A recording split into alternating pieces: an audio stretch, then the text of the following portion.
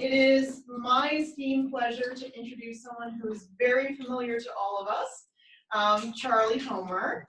And we've gone over what I should say about him. So first and foremost, he wanted everyone to know that he is a general pediatrician. Yay! Woohoo! I think we all know him a lot because he was the founder of NICHU and the promotion of improvement of the quality of care delivered to children well before it could ever have been a pediatric quality measurement center for 7 huge institutions across the United States. So I really credit you with having the apple in your eye to envision that.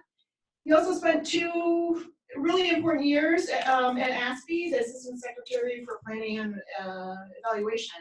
Not a sexy name, but a very, very important office within the federal government. So has lots of insights into state federal policy. And then Charlie's going to tell us a little bit more about himself and also what he's doing now. Yes. Thanks. Thank you. Thank you so much. Hi, everyone. Hello. Hi. Good to see you. It's a small group, so hopefully we'll have the chance to just ask questions and interrupt, but I'll give you, can you hear me? Yeah. Great.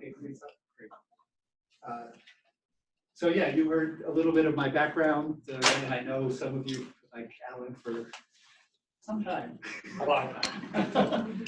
So I am still officially on staff here, actually, as I think a research associate in the division, and I did provide primary care here for about a decade or so before.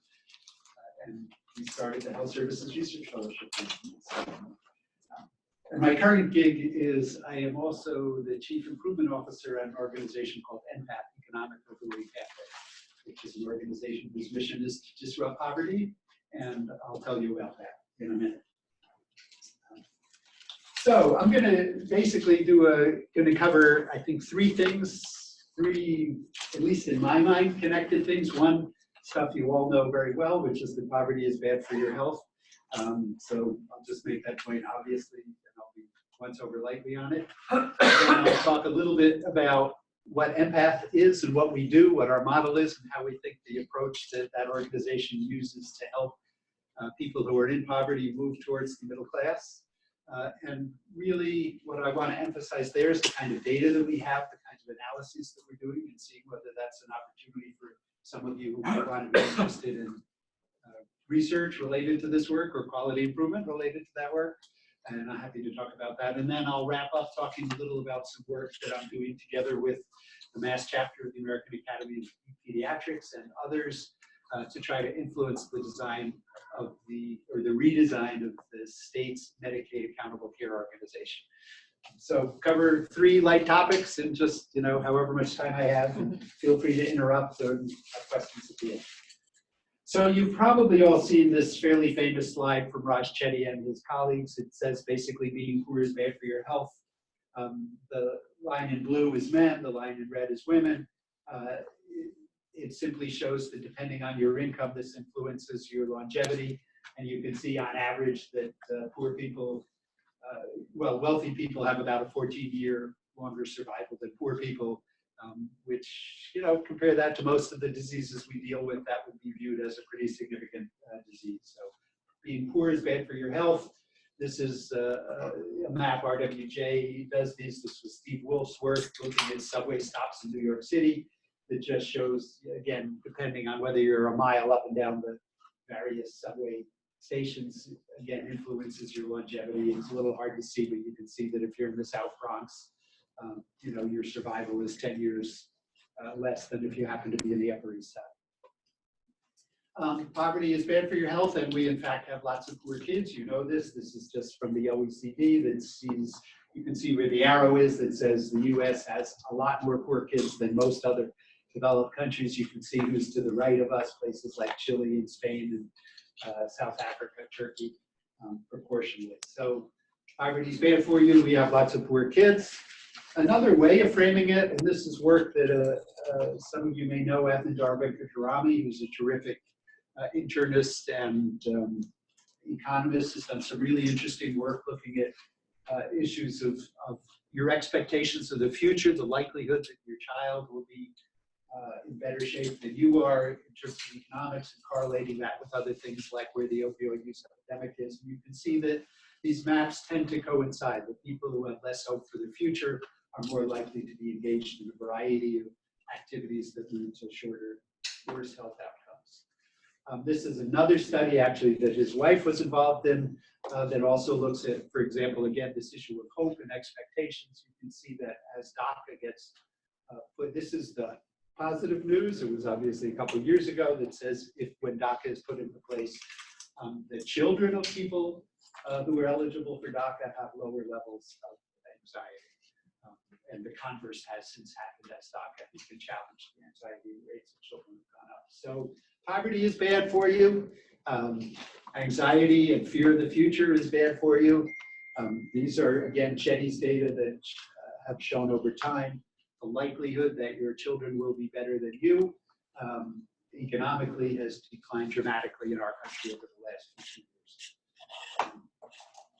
You all know this is Glenn Flores's work from almost a decade ago that simply said it's not simply issues of poverty and hope for the future, but it's also interacted with the issues of racism and discrimination and structural barriers. So these are extensive, pervasive, and persistent. This is a slide I prepared probably a year or so ago. It simply says, again, what we know from the public dialogue, that issues of racism are also increasing. So as a society, we are promoting racism and division. We're creating trauma, fear, and loss of hope among immigrants and children. We've hollowed out our safety net. We're increasing income inequality through tax policy. But the good news is we're spending more money on healthcare. So obviously this is going to improve the health and well-being of Americans. And you all know that that's a foolish way for us to spending our dollars. You all have seen and used this slide many times. This is the estimates. And to be honest, I really had a hard time finding the actual underlying data that is based on this. I've looked pretty hard. Maybe other people who were better researchers than I can. It feels a little circular, but because they all quote each other. But I think it also makes sense that poverty, social and economic factors are the main drivers. Clinical care is somewhere between 10 and 20% of variation in outcomes. Health behaviors have a profound effect, but those themselves are dramatically influenced by social and economic conditions. But it's a useful framework. This is the Bradley data. Again, I suspect all of you have used in your slides that also show that her argument and Lauren Taylor, who has been here in town for the business school and at the divinity school, this is their data that suggests, again, looking at the OECD countries, that investments in social spending, that their argument is that public spending on social and healthcare spending is about the same across OECD countries, but we spend a disproportionate amount on healthcare, and other countries spend more on social care. You also know that Ashish Jha has published in articles that challenge that. And when they look at total spending, they say their data show that that's not the case. Although when I look at their graph, which is what I've shown you here, it still looks to be like there's disparities. And there are lots of interesting methodologic fights about whether you should or shouldn't include pension data. I'm not going to go into it, but by and large, to me, it's still pretty compelling. And part of the reason our health outcomes are worse, maybe not our healthcare spending, but at least our health outcomes are worse, are our underinvestment in social policies that address issues of poverty. Just a brief aside. So just to be clear what my job was when I was a Fed for 20 months, and it was a very profound impact on my thinking in life. I had a card that was this big. It had to be to do the whole title. I was the Deputy Assistant Secretary for Human Services Policy within the Office of the Assistant Secretary for Planning and Evaluation within the U.S. Department of Health and Human Services. So, it takes a long time. Or if it was a regular card, I would hand out a magnifying glass so you could read it. But what that meant was basically, if you think of ASPE was basically the policy research shop, the policy shop that give guidance to the secretary about policies across the whole department. It actually, embarrassing to say, came out of the Robert McNamara era. And really, we celebrated our, where he sort of thought science social sciences should be influencing decision making. That's what brought us to the Vietnam War, among other things.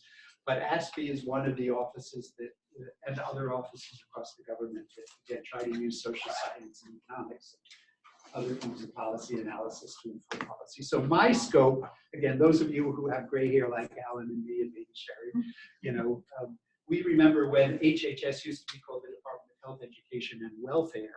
And basically, I oversaw the welfare and to some extent the early education, which is still part of HHS.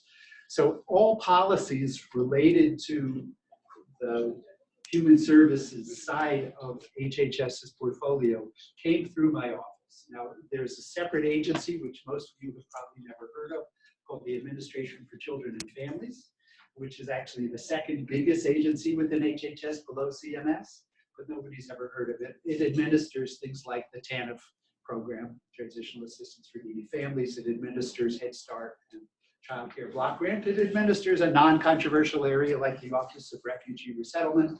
It administers the Child Support Program.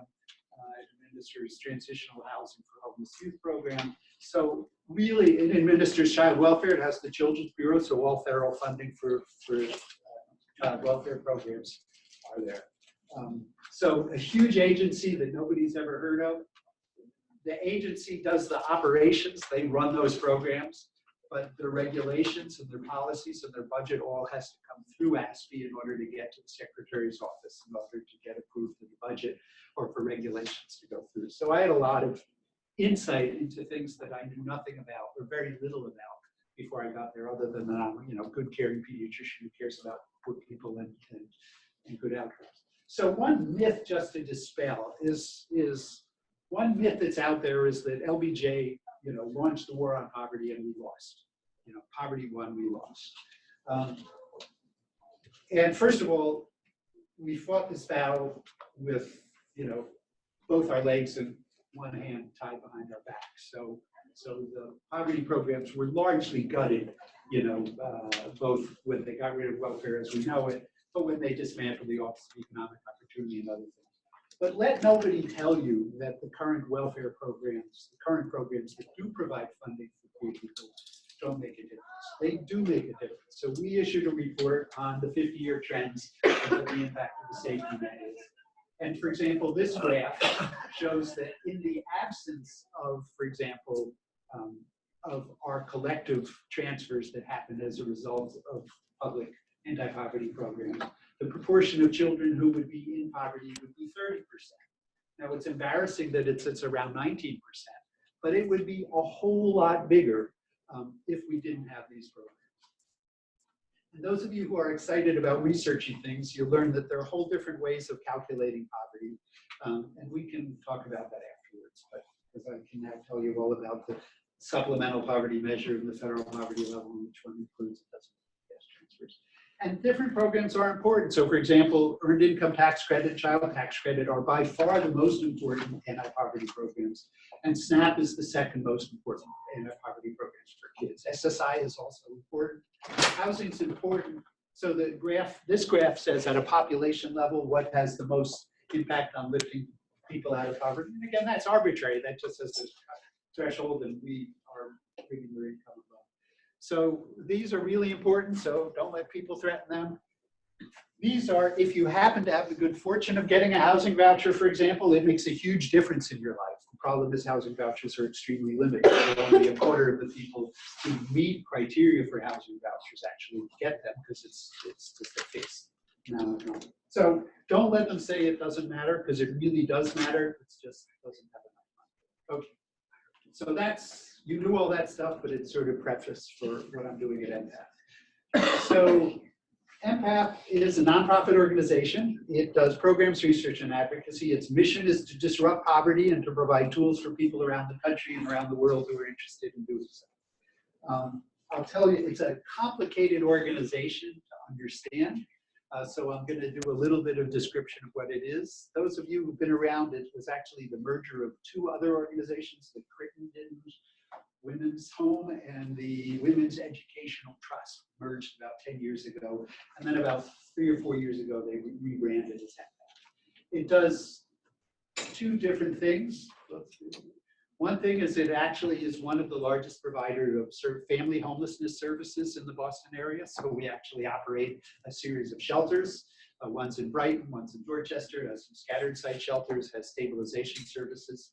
And in fact, 2/3 to 3/4 of its revenue comes from a contract with the State Department of Housing and Community Development to provide these services for families who are in shelter. It also runs a number of voluntary, or that is philanthropically supported programs in the Boston area, again, to help people get out of poverty. And I'll describe what that approach, but it's a long-term, and by long-term, I mean 3 to 5 year coaching program, intensive coaching program to help people who are motivated to get out of poverty. So it's like NICHCU, we work with the people who are motivated to change in order to. So it has this direct service provision, serves, like you see, around 1,200 people in the Boston area directly. It also has, within the Boston program, it has these long-term programs, which I briefly described. It has short-term programs, which are the shelters, and it has people who do the coaching. We can talk about some. It also has, again, not unlike NICHCU, but more like the Institute for Healthcare Improvement, it has a national network. So it works with, at this point, well over 130 human services organizations around the country and the world who similarly have a intention to help people out of poverty, and Empath provides the tools and approach. Is this useful? Is this sort of vaguely? So what does Empath do? What's its special sauce? So it has this approach, again, Beth Babcock is the CEO, developed, called Mobility Mentoring, strongly influenced by Jack Shonkoff thinking and the concept of what's the impact of both early life adversity, but really I think of it more as both the early life toxic stress stuff, but also the concept of scarcity that Elder Shafir and others have talked about, the book called Scarcity, which is what happens when you're under conditions of poverty and how that forces you to tunnel and think narrowly and think short term. So if all of you think about when you're writing a grant proposal or when you're preparing a grant rounds or when you're working on a paper under deadline, you forget about your family obligations, you forget about all the other things you're supposed to do, you're just focused on what's in front of you so you get it done. The idea is that under conditions of poverty, you're sort of constantly under that stress, and you're thinking about getting food on the table or having a place to sleep that night, and you don't have the ability to think, well, what are the multiple things I need to think about if I really want to get ahead? How am I going to get my kids to have adequate health care? How am I going to have stable housing? How am I going to get the education that I need to get a job that's going to allow me to eventually move into the middle class, as opposed to taking the first to go into cosmetology class and getting that first job that's, where I want to work in daycare because I love children, and you end up, working for $7.25 an hour with nowhere to career. So that's this concept of you need to think broadly, and mobility mentoring is the practice of partnering with clients or participants so that over time they develop these resources, skills, and behavior change to move towards economic independence. So I already blabbed about this concept of self-regulation, that you need to be able, again, we're all of us in healthcare, we know about this. We delayed our gratification for a bazillion years so we could, get our graduate education and go through residency before we started, earning a nickel and stuff like that. But, so it's this idea of regulating your thoughts, your emotions, and behaviors over time.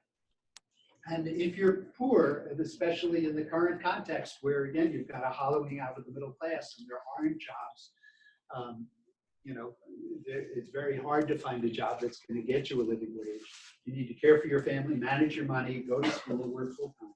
So it's a complex task. So mobility mentoring has this multiple concepts of, I'll show you what the bridge to self-sufficiency is, but I view it as a visual metaphor about what you need to be thinking about in order to advance your life. And then you need to set goals. And again, this will be very familiar for all of you who've had motivational interviewing drilled into your heads about, it's all about building on people's inherent values and their inherent assets and what they want in their lives, and helping them set goals that are consistent with them, and then coaching them in order to accomplish that. Empath also uses incentives. Now we call it recognition. Some of that is financial incentives. If you achieve certain goals, we'll pay you money. I think the literature is a little unclear about the role of financial incentives as promoting positive behavior change. We discussed whether that's different if you're in poverty compared to middle class. So this very complicated thing is this concept of the bridge. When I started learning about them, they had the Tobin Bridge as their model, but now you'll see it's the Zakim Bridge. But this concept here is, again, there are the multiple dimensions that you need. And the idea here is that most human services organizations focus on one. So you can go get financial counseling and they'll tell you how to do a budget and look up your credit score, or you can go to community college, or and they'll focus on what you need to get your job, or you'll go to a job center and they'll get you hooked up with a job. But if you get the job but your kid has an asthma episode and you haven't gotten the medical care, or you haven't figured out who could cover for you in that event, so do you have a social network that somebody can cover for you so you're not leaving that job and losing your job? And you need, they have sort of housing stability as a pillar. So each of these are called pillars of the bridge, and each of these are called a rung on there. And the idea is, the idea here is that you're presenting when you meet with a participant or a client, or we call them a patient, you help somebody sit down and say, basically, this is your life, and why don't you tell us where you think you are now and where you'd like to be? And that's the start of the process. So that's called the bridge assessment, and they come up with a score for that, come up with a bridge score. And, anyhow, I don't want to go into where that could belong. I already mentioned that it's not simply, here's your bridge score and you obviously have failed in your life, go on your own. It's more, okay, let's take steps, and how are we going to get where we need to go?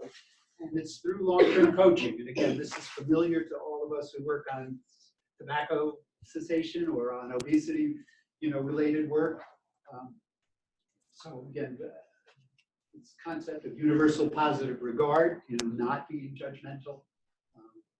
They have a goal-setting worksheet for those of you who did PDSA planning. This warms the cockles of our heart, because it sure looks a lot like a PDSA planning sheet to me. You have a goal, you set action steps, you say we're going to do it, you report on whether it worked or not. Sorry, it makes me happy. Okay, so that's a very quick once-over on what Empath does. But I think it's important. So you can see this is quite different from identifying somebody who is food insecure and pointing them to the SNAP office or sending them down the street. Even, much as I love street cred as a model, which I think it's an absolutely fantastic model, you can see this is different than that. This sort of says, yes, you should get your earned income tax credit, but we also need to help you earn enough over the course of your life that eventually you won't need the earned income tax credit. And what's it going to take for you to get there? So Empath, like I said, so the budget of nonprofit is about $12 or $13 million. We serve about 1,200 people. There are about 100 people employed in the organization. Many of them are direct providers of services in the shelter. We have a research team, a research and evaluation team. Ashley Winning is the vice president for research and evaluation, fantastic person. He has a PhD from the Harvard School of Public Health, worked in fellowship with Jack Shonkoff. Got me, we've got 3 other people on the staff, master's trained people, stuff like that. We have an incredible amount of data. And so we ask lots of interesting questions. So you would ask, I'm sure you've been sitting here saying, this sounds great in theory, great concept, Charlie, glad you thought of it, glad you get to give TED Talks. You want to know, does this work?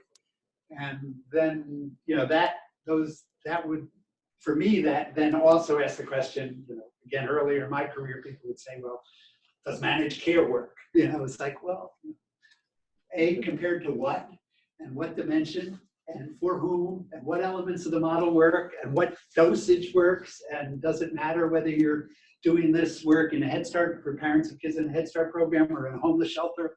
So those are all the kind of fun questions that I get to sit there and think about.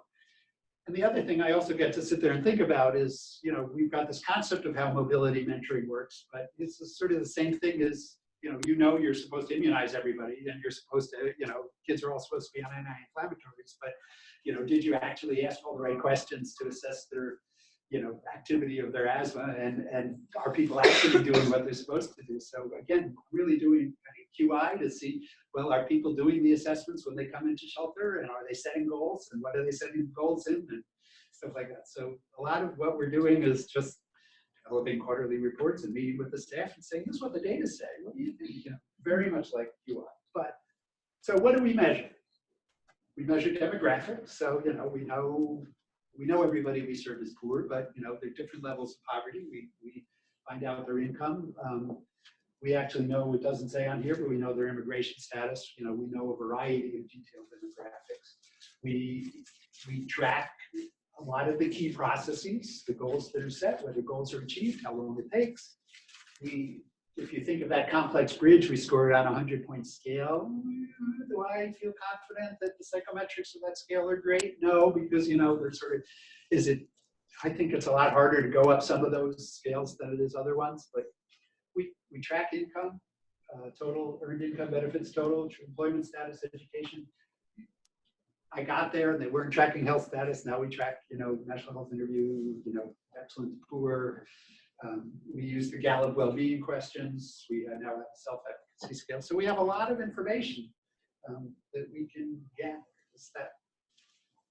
And so what do we report on? So this is from our annual report. So the marketing people have gussied it up a little bit.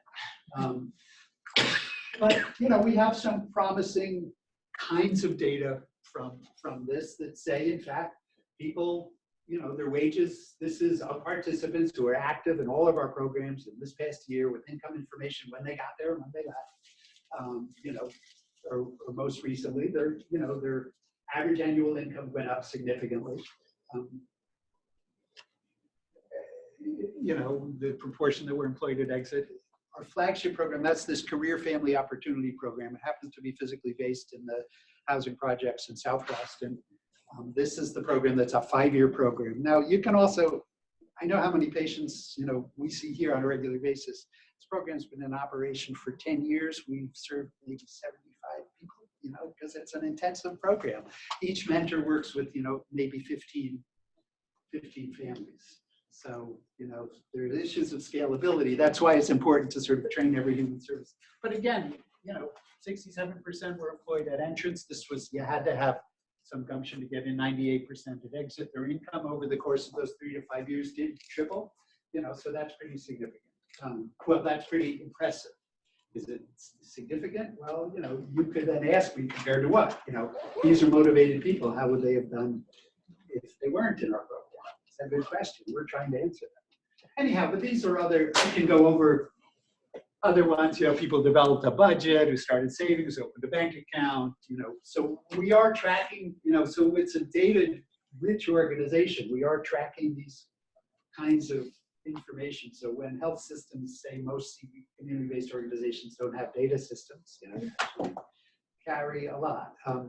So this long-term program, Career Family Opportunity, we survey the graduates afterwards. You can see from the numbers there's attrition, so there's probably bias in who responds to us. But, you know, it looks to us like from this week data that this is monthly earned income.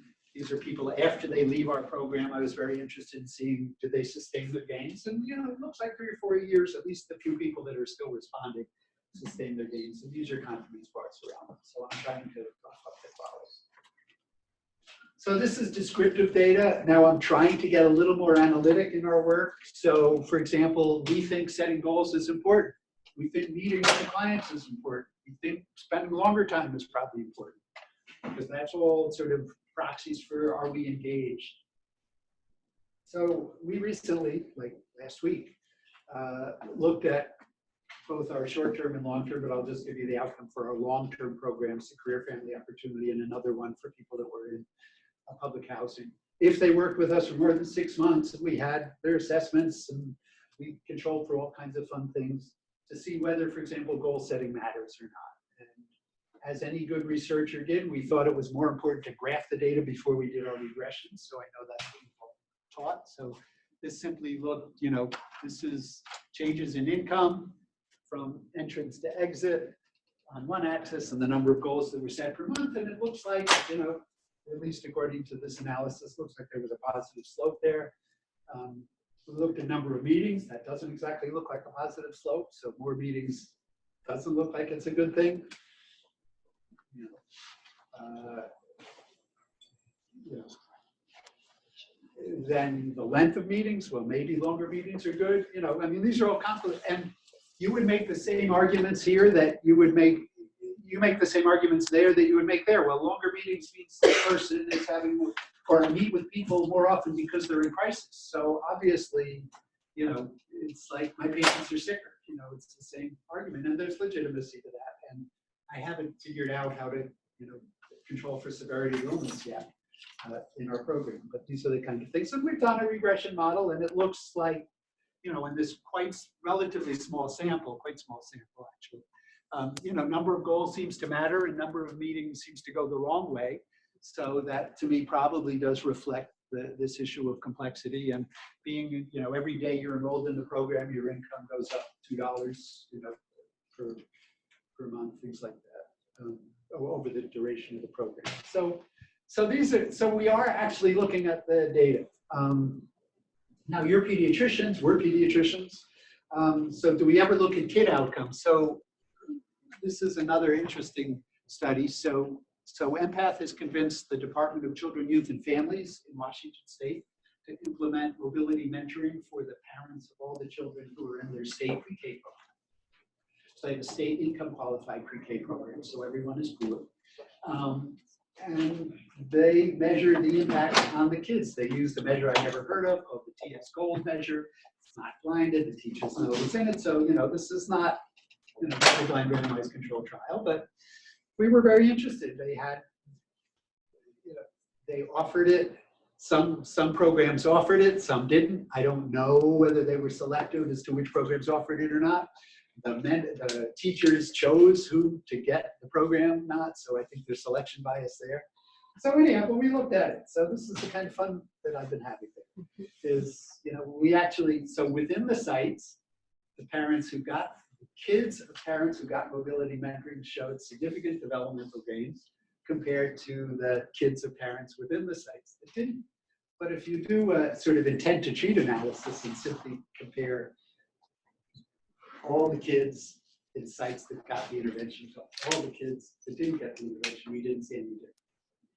So trying to write it up, we've got a manuscript in preparation. But these are the kinds of analyses we're doing. Also, those of you who love the Vermont Oxford Network and other things that try to benchmark data across the country, we do have this national network of organizations that are using our approach. Since I've been there, we've now started having them report just once a year their aggregate data on of the people they serve, you know, how many goals did you set, and how many meetings did you have, and what were the changes in grid score, and what were your changes in income. And so now we're, you know, some people are in longer and some are shorter, so I standardized it to a year. And you can see some programs, income, people go up, some go down. Now the sample size vary enormously in this, so I have to start to figure out how to do this. But again, this is like where QI was 20 years ago when we published our paper on variation between Rochester, New Haven, and Boston. You know, it's look at the variation and outcomes across sites and programs and see if we can learn. So we are working on more rigorous studies. So one is the way people get placed into family homeless shelters is if a family becomes homeless, they go to a site and they call DHCD, Department of Housing and Community Development, and say, I'm homeless. And DHCD says, where do I have a bed? And they send that person. And they have a few rules, like it should be within 20 miles of where they live, and, you know, special accommodations for either language issues or disability status and stuff like that. But to me, that sounded sort of quasi-random. So I thought, maybe if we think our mobility mentoring services help people more than people going to other shelters, we could look and see. And the state actually has all kinds of other outcome data, not self-reported. They can get the unemployment data, insurance data, and stuff like that. So we're working with the people from Opportunity Insights and real, you know, economist types, and trying to get the state data to see whether they're truly randomly distributed. Doesn't look like they are. It seems like we have more people with disabilities, we have smaller families, we have more Spanish speaking. So this may or may not work as a quasi-randomized thing that we're trying to look at. And we're also designing a prospective randomized control trial. And the challenge, of course, is that in order to do this, we need we need basically for 300 to 400 people getting the treatment. We need more than that, obviously, in the control group. We have to deal with issues of how many people who are offered the program are likely to take it up. So we've, like the Boston Public Housing Authority is perfectly happy to actually have us offer this to everybody who is recertified. So, we actually could get that sample, but we need the money for somebody to pay for it. So Gates had said they were interested, but like all foundations, they have a new CEO, they're changing the strategic vision, involved through that. So we'll see. But that's fun. So that's what I'm doing at Empath. I hope it sounds like fun. So let me spend my last 10 minutes, because I've talked about, because I was told you sort of wanted to know why I'm outside of healthcare. And I mean, I'm outside of healthcare because I think poverty is the main driver. And I figured why work where healthcare does a little bit on poverty? I said, why don't I spend all my life? And as I said in one of my earlier meetings, if somebody had offered me the chance to be the secretary of HHS or the head of our anti-poverty programs in the state, I would have taken it, but I didn't. So now I'm in a nonprofit, service. But so the question is, so is healthcare still relevant to that? So the answer is maybe. I know you probably know this better than me, but I think it's very clear that I think it is policy malpractice for any state that hasn't expanded Medicaid, and I don't even care whether it reduces mortality in the population or improves health outcome, because I know that it helps people lead better lives. I mean, it's reduced medical debt, it's reduced crime, it's improved school performance, it reduces poverty. So there are lots of, I think it also improves health outcomes, but I am more confident that the rest of these things actually happen as a result of expanding insurance. And this is a paper from Health Affairs that looked at the issue of Medicaid expansion reducing poverty. I think it's pretty compelling. This is too complicated, but this article actually said it helps more than all those other anti-poverty programs that I mentioned too.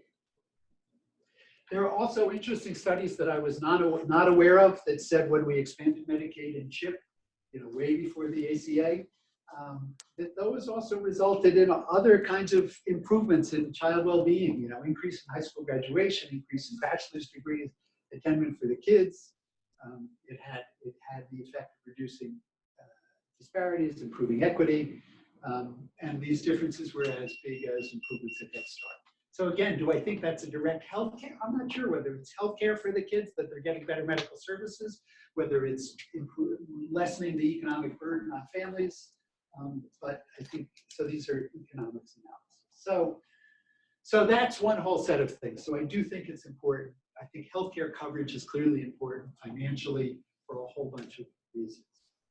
And then just the last thing that I'm spending a fair amount of time on is, so coverage is good. In Massachusetts, we do have the best coverage in the country, and high healthcare costs are bad. So we created an ACO in the state, and is it good for kids? And the short answer is, I don't think it's as good as it could be. You all know about this, global PAPs, shared risk, major focus on social determinants, but most of those didn't, focus on kids. Again, I know I'm in the belly of the, one universal child ACO. That's obviously a different, but there are a lot of kids who are in the non-child ACOs across the state.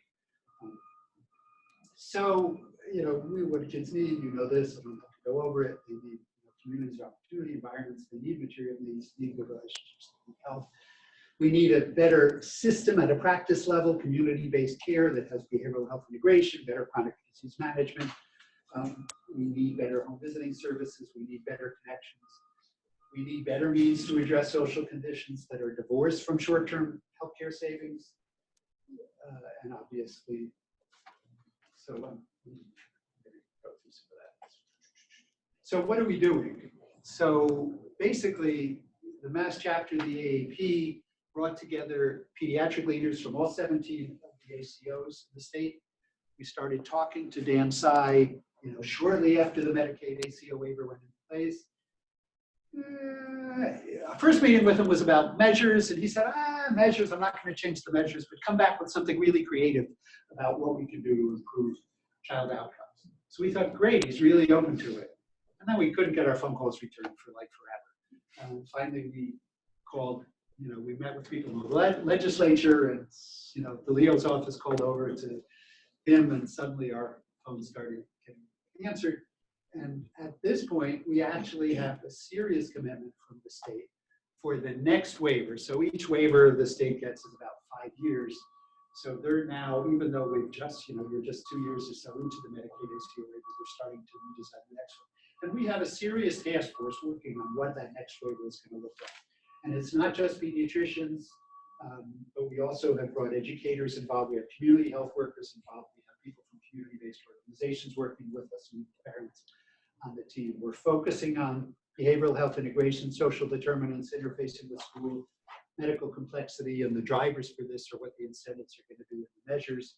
We've set up a couple of guiding principles. Will all be familiar to you, but things I think that are important is the focus on families as well as kids, and the focusing on the diversity of children's needs, from kids who are relatively healthy to kids who have medical complexity. I don't have time to talk about that, but there are other good state models that are out there. We were just talking about that. I think Oregon is the one we're most lusting after the most. They have a sort of geographically, instead of having 17 ACOs in a single place, they have community-based community care organizations that are mandated to address social issues and children's issues as well, as traditional medical issues. They have a health aspects of kindergarten readiness measure that they're soon going to implement, on whether the health system is doing its part to get kids ready for school. And there are other states that are doing exciting things, like New York State has a First 1,000 Days initiative. I flew over North Carolina, but they have some good stuff. So I think healthcare is relevant. This is a slide I stole from Rob Kahn about, it's not exactly new for doctors to be thinking about social needs.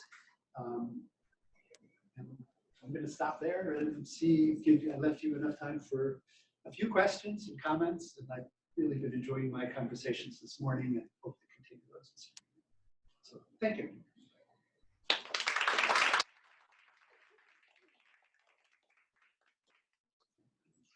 Thoughts, reactions, ideas, research projects you want to do?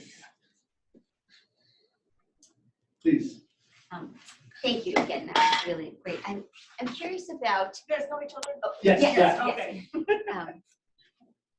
Part of this is the conversation we started earlier Sure. around this sort of cross-sector savings, right? So, like, if you do social determinants of health work in the healthcare sector with kids, you might not Right. see a cost savings. You won't see a cost savings likely, but then you might have savings in other sectors. And I'm curious if you've seen, right, any state where they've done some of the measurement of that to be able to sort of make the case about doing this work. And again, the separate conversation about whether the work should be done in healthcare or not, but just this idea of the measurement of cross-sector savings and the role of that in supporting this work in that. So I'm not aware of any states that have done it to the extent that they have measured it. I mean, again, I think the report we mentioned of the How to Reduce Child Poverty by 50% in 10 years certainly amassed the literature about what the benefits are to address child poverty across multiple sectors, including cost savings over the lifetime and earnings and things like that. So I think to me that's the most compelling case that I've seen that really synthesized the literature on both the impact of poverty and on, they highlight in the body of the text the actual interventions that have been done. So I think they make the most compelling case. What about Oregon? Because they, to some, using kindergarten readiness or whatever else, that's actually an educational outcome, right? And I know there have been some stuff here, I'm thinking in Boston, where they've looked a little bit at but have they been able to show anything from their work in terms of their Medicaid? So you're more familiar with their evaluations than Yeah. I am. I think they just, the kindergarten readiness, they haven't implemented that measure yet. Yeah, because I think that's what you're talking about. Yeah, right. And so you have cost savings in those sectors, right? Yeah. I'm told that, for example, Delaware is developing a ACO model for children that's going to try to look at some of these cross-sector savings. Debbie Chang and her group in Nemours, they're obviously going to focus on that kind of broad thinking. I'm told Virginia I haven't seen it. Somebody told me Virginia is looking at some of these metrics. I mean, South Carolina has sort of a pay for performance in their Medicaid program, looking at the nurse-family partnership and whether that results in cost savings. Again, that's being done, randomized trial, Harvard folks, the JPAL folks are involved in that work. So those are sort of some of the things that we're looking to. I mean, again, as I think we talked about, when I talked to the people at CMS, I mean, they cannot count broad savings in their approval of waivers. They can only count healthcare savings. But that doesn't mean governors can't count. So governors are able to look at that. Now, and maybe they can say they would apply savings in those things to Medicaid match dollars. That's sort of what CIRMA is trying to cut down on now, is the use of non-tax monies to pull down federal financial participation. But you know, that would be a creative strategy. That's something we're hoping to bring up with Secretary Sutters when we meet with her. But that's my take on it. Other questions, comments, thoughts? Kind of in a similar vein, wondering if there's any role for 1332 waivers, looking at like broader health innovation waivers under the ACA. Certainly, again, with this current CMS, probably not the most opportune time. But I was wondering if any states are beginning to think about, as they think about broader changes to their healthcare systems. And Vermont tried with their universal healthcare system that failed. Can they take? Are there states that are thinking about a more holistic approach to child health as part of a broader healthcare restructuring outside of just Medicaid program? So you're going to have to teach me about those kind of waivers, because even though I'm sort of talking like I was a Fed, the one time, by the way, I did do like some conversations with the Medicaid people, and Richard Frank slapped my hand and said, "Stay in your lane, Charlie, you're human services stuff." Which, you know, for an academic is like, and even a nonprofit guy, staying in lane is not what, you know, we're all entrepreneurial types, but in the federal deep state bureaucracy, you're supposed to stay in your lane. So you'll have to teach me about those kind of Yeah, I'm waivers. not familiar with 1330, whatever you just said. It was something that the Obama administration put in to enable states to do. I think one concern was that with the 1115 waivers, give Medicaid a lot of opportunity to innovate, but then looking at the broader both healthcare marketplace and other things happening on the state level, that they'd be somewhat constrained in order to prevent the realizing all the gains from 1115 waivers. So they put these health innovation waiver system into the ACA so that states could ask CMS or HHS to be waived from a lot of the requirements under the ACA. But they still had to meet the overall. They have to meet the overall requirements. They had to meet the overall goals, Yeah. quality, and cost, but it enabled some degree. And so I believe that when Vermont they ended up going through with it because it collapsed. They didn't have the political support in the state. When they were trying to do their universal healthcare approach, they want to marry the two. I mean, I think the other thing that's close, and we haven't even mentioned it, is those Inc. You know, the Inc. Link, whatever, you know, the CMMI innovation models for child health in Medicaid. So Massachusetts chose not to go for it, say it wasn't interested, but you know, there are a lot of creative models across the country. So I think learning from them is going to start to look at some of those. And again, if it's a CMMI model that shows what it's supposed to show, CMMI in theory has the ability to move them forward without going back to Congress. You look skeptical. Well, I think it's certainly yes, but I think specifically this administration and the way that the aggressive nature with which they've been trying to use waiver authority to limit coverage access, that it would not like.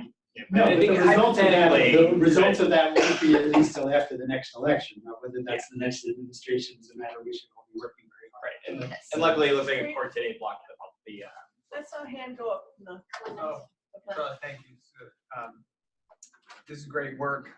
One thing that came to mind, just sort of working primarily, not private, like completely in the clinical space is so this like mobility, mentoring, it's not case management, but it is sort of continuous longitudinal relationship over time. And what's sort of striking to me is that, and it's a mixed feeling, but it's sort of striking is that in the, what we've been experiencing, at least I very much feel in the clinical primary care space, is continuous decrease in continuity over time and sort of, it's, the way I sort of think about it is like moving from case management to task management. So whereas the doctor now we talk about teams and all that stuff, but historically the doctor, right, was involved in all kinds of aspects, right? Even phone calls, right? And increasingly, right, we have a call center, we have, right, like with agents, and we have like different people, and there are these sort of echo chambers of messages that go back and forth. So, our role as, at least in the clinical space as sort of case managers, is really, to me, feels like it's diminishing. So in some way, I love the model, but in some way it kind of feels, as a doc, it feels sad, because it's sort of like, oh, that's what I would love to be doing, like spending time working out these issues, following up with families. And sure, we do that in the space of a 15-minute office visit or whatever, but it's still, the sort of trend in primary care feels like it's been more towards task management and box ticking, as opposed to this, which is awesome. I think both are true. In other words, when I was in clinical practice, the value is the longitudinal relationship with families and the trust that you build. And that's what you want. And I certainly have heard from you, but heard from everyone that says that's much diminished in the current pressures of the system. Having said that, it's a mismatch of skills for it to be, this kind of work is done by bachelor's or master's trained folks who are earning, a lot less than we are, and spending much more time. So it isn't an appropriate use of our skills, I don't think, to do exactly this kind of work. But I certainly, and I think that's even true for a lot of the motivational interviewing work. A lot of what we do is, I think, warm handoffs. We went into this, right? We're primary care docs. We knew coming in that we were going to be doing large work that was largely sort of beneath our, MD skill set. So it's just an interesting. It is an interesting. One other thing that I thought was interesting, with the graphs about sort of, what'd you say, Elena? I said, I think Charlie got a new RA out of this. Yeah, sure. But one thing is, is interesting, just another sort of parallel I noticed was, sort of like how many meetings participants attend, and sort of their, that regression line. And that those graphs looked to me like the data on like weight loss trials and those interventions, how there are some people who attend one meeting or one coaching session and they're off, and they do all the things, get fit. And there's some people that attend all the sessions and make end up worse than when they started. Yep. So that's sort of like to say, that's just, I don't know, it's like a pattern in nature. And that was. No question. No, it's not. No, but part of your response, so when I presented these data to the leadership team at Empath, the CEO loved it, so it was great, she's came from healthcare. But the sort of clinical leadership staff, they rebelled. They said, this doesn't capture the richness, and you're mushing it's the critique that all of us number geeks always appropriately get. We are mushing together people who are motivated and who aren't, and people who have challenges. Like I said, we're not quote adjusting for this. We're simply looking at counts of goals. I don't know whether the goals people are set are aligned with where people's needs are or where their own individual priorities are. I hope we can get to that. This was sort of the first pass, but it was the first time anyone's ever looked at it in Empath, and otherwise it was all just based on theory. So I felt like we were making progress, but it certainly, it's not the wisdom of a clinician. It's the green eye shade approach to it. So there's a balance. Both are true. I'm conscious of the time. I'm happy to keep talking, but I also want to be respectful I of want to people's time. encourage everyone else, but what I just wanted to say was kind of at the beginning when you were talking about how the U.S. is underinvested in social services, so then medicine feels like it needs to take on this huge thing, but it's so, to me, reassuring to know that there's things like street cred and nonprofits that fill that space so that medicine can be focused on what the heck we train for, and please don't overpay us for things that we're not good at. Exactly. And let the experts at the social aspects of it do their jobs. And feel supported in their jobs. Yeah, I mean, I think one of the main reasons, other than, yes, these are drivers of health. Yeah. Is, healthcare's a wallet. I mean, Yeah. Medicaid's still an entitlement, they're trying to get rid of it. It's still an entitlement, so people are saying, if there's not enough money in housing vouchers and you're trying to cut access to SNAP and TANF doesn't pay you anything, where can I go? And that's why CMS, I was saying earlier, that's why the deep state at CMS sits there protecting the wallet from do-gooders like me that are always saying, well, why doesn't Medicaid pay for this? The law does, the statute says it's only for healthcare, you can't use it. I mean, I fought those battles pretty hard. And I was saying in other conversations, when I was there, the secretary didn't want us doing this stuff with Medicaid because she wanted Utah to expand Medicaid. And if the Utah legislature thought that they were going to start paying for housing, A, they didn't like it because of their values, and B, that it was going to increase the state cost for Medicaid. So, she was sort of like, just stop talking about that stuff. So, it's interesting. Anyway, Okay. thank you all for coming. This was fun.